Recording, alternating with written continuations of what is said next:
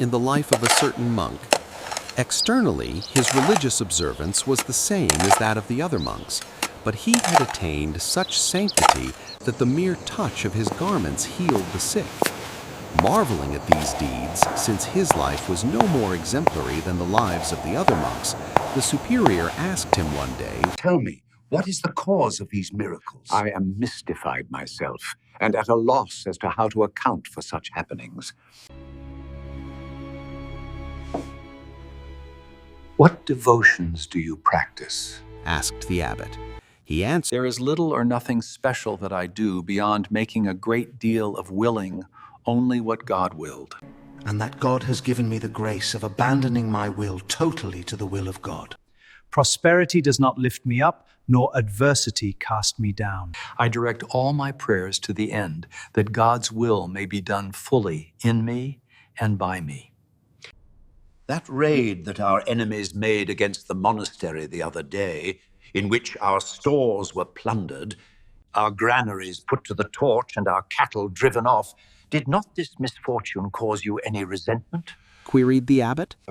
On the contrary, I return thanks to God, as is my custom in such circumstances, fully persuaded that God does all things, or permits all that happens, for his glory and for our greater good. Thus I am always at peace, no matter what happens. Seeing such uniformity with the will of God, the abbot no longer wondered why the monk worked so many miracles. The story is told of a client of St. Thomas of Canterbury, who, being sick, went to the saint's tomb to obtain a cure.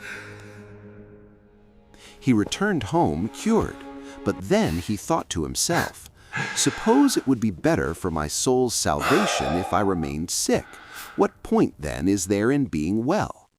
In this frame of mind, he went back and asked the saint to intercede with God that he grant what would be best for his eternal salvation.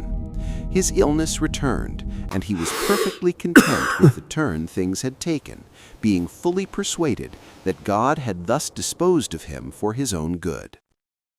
Santolo by name, who was captured by the Vandals and condemned to death. The barbarians told him, "Choose the manner of your death."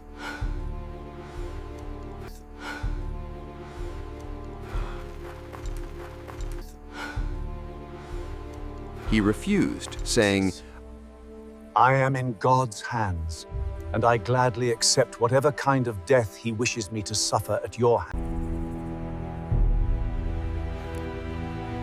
This reply was so pleasing to God that he miraculously stayed the hand of the executioner, ready to behead him. The barbarians were so impressed by the miracle that they freed their prisoner. As regards the manner of our death, therefore, we should esteem that the best kind of death for us, which God has designed for us.